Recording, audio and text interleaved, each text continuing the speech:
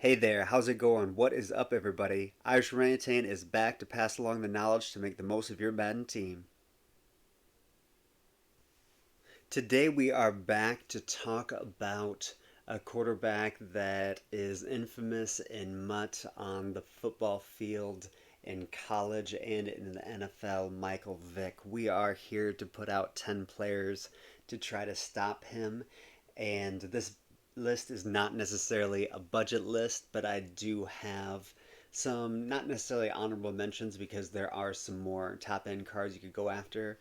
But after looking through this list, there are four actually all team builders that still are people that could potentially make it onto your field. And it is really remarkable that they are still this good at this point in time. It is kind of weird. I stopped a couple of years ago putting out all sorts of videos, and this was actually the last list that I had put together. I think, put the title together and then maybe even just put down the numbers. But it's crazy that each year there is Michael Vick in the game, and when he comes out, the market crashes. Everything kind of revolves around the offenses changing to suit him and the defenses trying to go out to try to stop him. So at this point, I just wanted to come and put out a list. Cam Newton is no longer the quarterback that's going to be the most scary player out there on all running focus teams and rollout teams. It is going to be him, and even pocket passers can get away with him at times. So people will have to go out and change up their teams. So it is a little bit scary at this point in time. But one player that I did want to point out is JOK. Jeremiah Owusa Koromoa. He is 90 speed if you power him up, and if you have him on the Browns theme team, obviously can be even faster. But at that speed, he may be able to be a QB spy for you, playing middle linebacker or outside linebacker, even the end position, rush end. He was very good until a couple other players came out, and now he's just kind of one of those players that sits on the bench unless I go into a 3-4, which just simply doesn't happen anymore. He's just one of those players that I did want to point out. I think I have another one as one of my specialists back here, and we can look at them that way. And then I might have to go over to the market to show you the last two honorable mentions to try to slow down this Vic. But Kwity Paye, it is just remarkable that this fast of a defensive lineman came out this early into the game. You can still put this player at defensive tackle, and he can do fine, especially on the older generation of councils, since he is 89 acceleration, 87 strength. He can just move around those interior linemen and mess up a lot of those counters and plays if he is in that three tech position and they are countering to him. He can just get in the backfield before that offensive lineman, especially if they are one of those Leonard Davis types that are large and can hit you once they get there, but Kwity Paye will get around him before he can even get there. We had looked at Jeremiah before and Anthony Barr a little bit too slow, probably.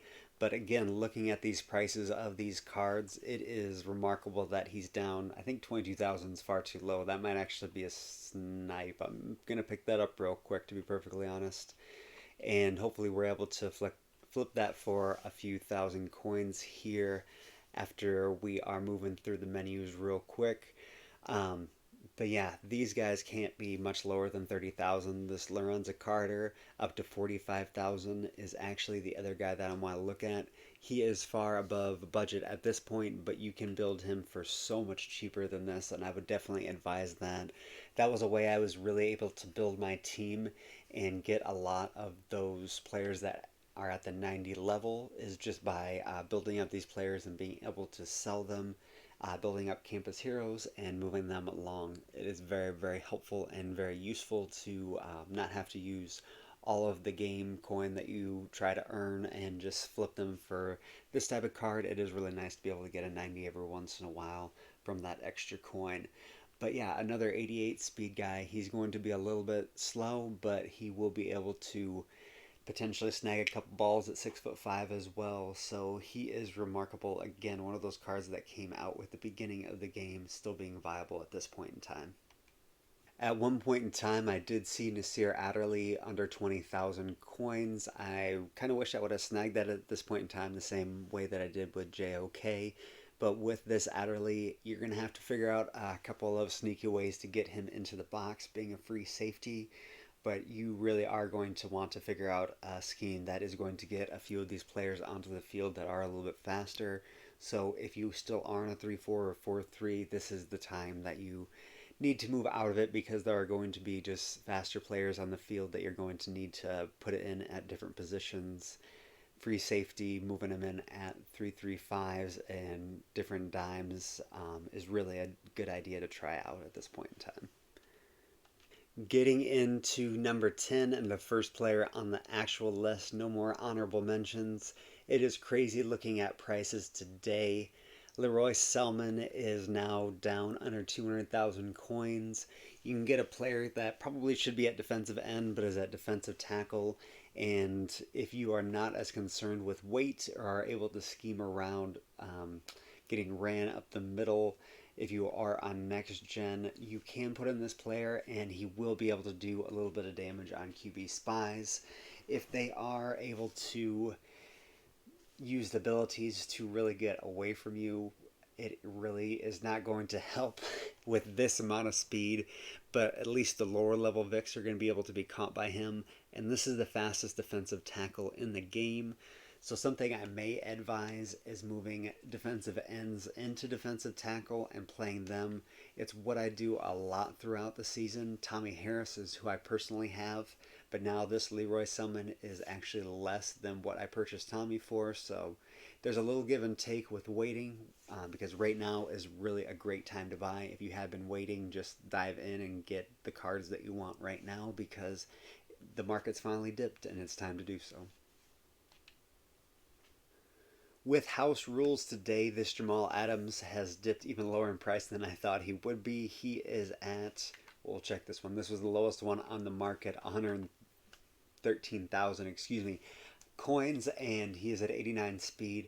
The reason I really would recommend this player is he can do absolutely everything that you would want him to do. The play rec, pursuit, things along those lines are really going to allow him to be able to play closer to the box or play deep. He has a lot of interceptions.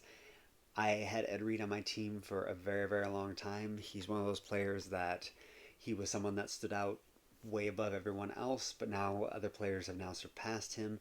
He has that hit power once you catch up to Vick or any other player that he may throw the ball to or hand the ball off to. He's going to be able to cause damage. 80 impact block in the defensive backfield is kind of crazy, and he does have some power and finesse moves since he does rush the passer quite a bit as well. But that 91 hit power, along with potentially being able to get him free through solos, house rules, and if you complete all of the list for the Gridiron Guardians. So just keep that in mind, that I would definitely choose Jamal Adams with one of those NCATs or abilities to try to get one of those Gridiron Guardians for free. A quick honorable mention and just a shout out real quick. I was getting burnt a little bit by this Certain. I could not throw over top of him even though I had faster players running routes against him. 6'2", absolutely tremendous, and with him being down to 110,000 coins, I would definitely go out and snag one of him. He's not the player that I necessarily wanted to bring up. In this instance, we're going to have to go a lot further down the list to about double that amount of coins for this Mike Haynes. They both are very, very good, in the box cornerbacks. So if you bring them in and bring them off the corner, they can be tremendous in that ability. This is a good way to use some of the free safeties that I have previously mentioned and will have further on this list. You could potentially use your strong safeties in that way also. But just wanted to go out and point out Certain and Haynes, both are 6'2", do have the ability to do some things with the ball also.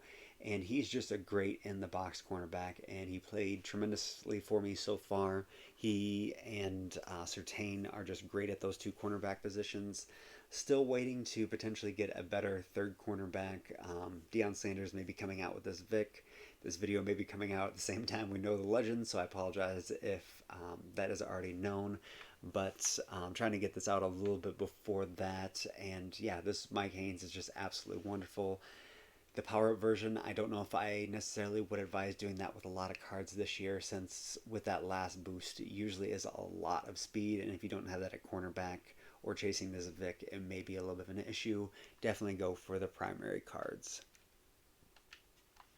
Another player that has now become halfway attainable, but again, I said this was not a budget list.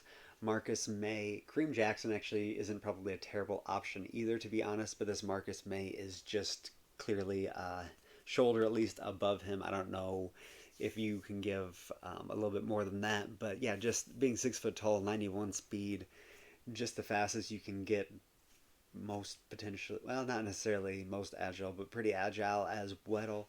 Excuse me. And hit power is right up there. Doesn't quite have the 91 that you saw with Adams, but just that ability to probably have the same, if not one slower speed. If you want to try to max things out with the Jets theme team, that probably isn't a bad option.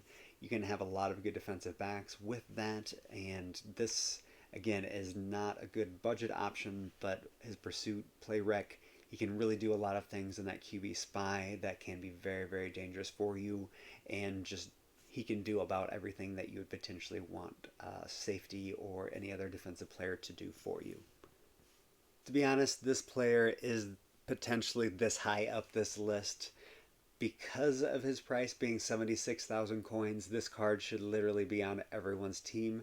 He has played tremendously for me, and he's just great. You can always find a spot for him to do something.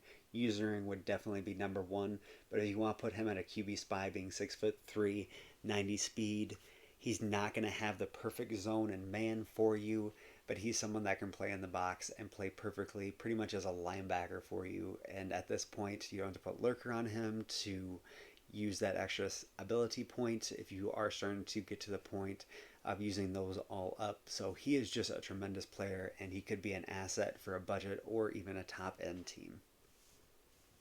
Another player that I can recommend for everyone's team now that he has gotten under 100,000 coins, and I probably would recommend going into this weekend, even if he wasn't this value, to be on your team as well.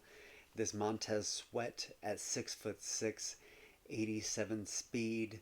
He comes in at number 5 on my list. He is absolutely dynamic, and he can get some really, really good attributes to come off the edge, and probably not going to contain very well no matter what you do, especially with the older generation, because it has some issues, but he's going to give you the best chance at defensive end. He can play defensive tackle for you as well. This is a huge asset that should be on everyone's team. If he for some reason can't start for you, he should be someone that you switch in on your defensive line, especially as the offensive line starts to get more points built up against you. Coming in at number 4, one of the only linebackers that makes the list outside of the honorable mentions, Brian Bosworth, 88 speed, 6'2". He is someone that should be feared. He coming in with, again, 90 block shed, 91 hit power there, 6'2", 255. He, even on next gen, can be absolutely dynamic for you. Earlier on in the year, when Micah Parsons kind of separated himself, he was a lot of trouble for me. Not a lot of people can run linebackers, but if you are willing to put ability point on him, he can even play in the passing game very well for you. As on top of everything else, 84 zone, it's going to be impossible to get that to 90, but you can user him and he can do a lot for you. He can do quite a bit rushing for you as well.